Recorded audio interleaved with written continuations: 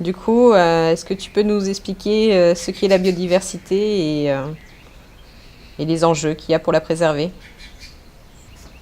So I think there's a lot of misperception about what biodiversity really is, how much we know, even among some of the better known groups such as plants. And certainly when you talk about systems that live in the soil and that interact with plants, there remains much to be discovered. We should preserve biodiversity for one of three reasons. By principle, we should be preserving all species. I think a second reason that is very important for preservation is that we might discover some values within this biodiversity. And those values might be very tangible and have an economic value eventually, even if we have not discovered it yet. And the third reason is cycles around life involving clean water, clean air, and the ability to have nutrients that allow us to grow food. And we need to find ways to preserve the majority of the species and their functions so that we can preserve the services that the ecosystem provides.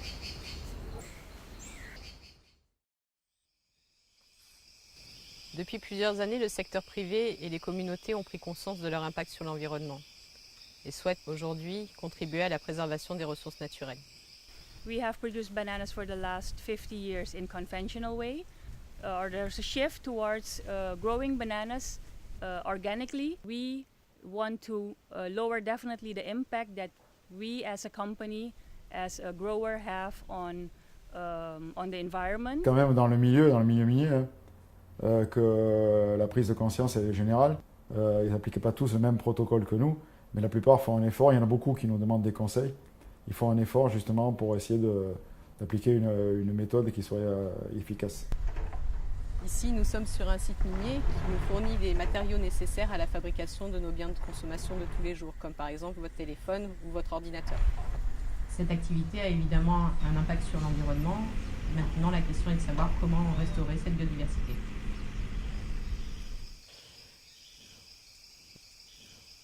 Le sol est une entité vivante et il est nécessaire pour la biodiversité. Il en abrite même une grande partie.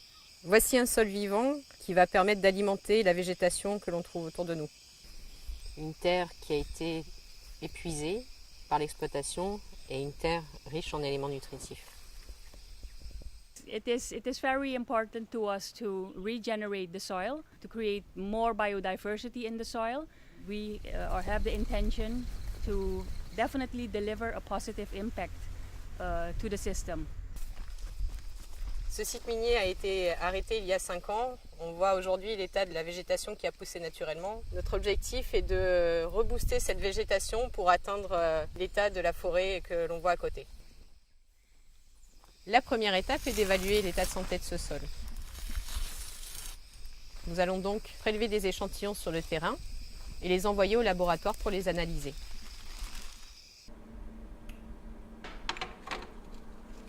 Ici, nous déterminons l'état et la qualité des sols. Nous nous intéressons aux 3 composantes de sa fertilité, l'aspect physique, chimique et biologique.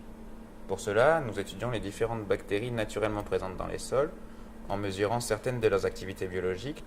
C'est grâce à toutes ces données que nous sommes capables de définir la fertilité des sols. Maintenant que l'on connaît son état de santé, nous allons mettre en place des méthodes pour le restaurer. Il existe des plantes qui ont la capacité de régénérer naturellement la vie du sol. Ces plantes pionnières sont appelées plantes de service fixatrices de nitrogène. Ces plantes vont être sélectionnées en fonction du milieu dans lequel elles vont être plantées.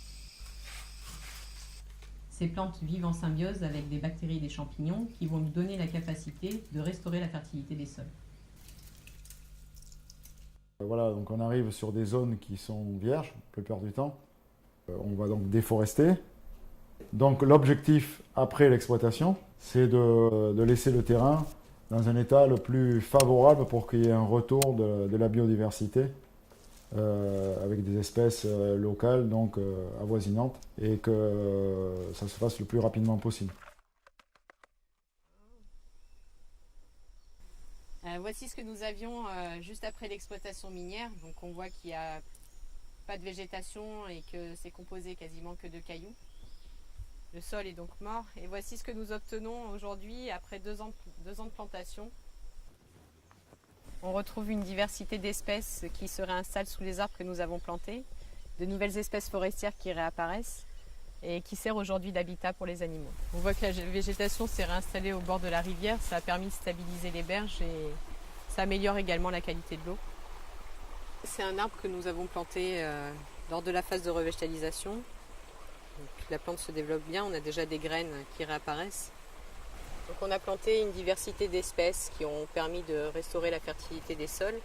Et aujourd'hui, on a toute une diversité de plantes naturelles qui se sont réinstallées avec de la production de fruits qui permet justement d'alimenter les animaux, les oiseaux notamment, qui vont ensuite les disperser sur l'ensemble du site.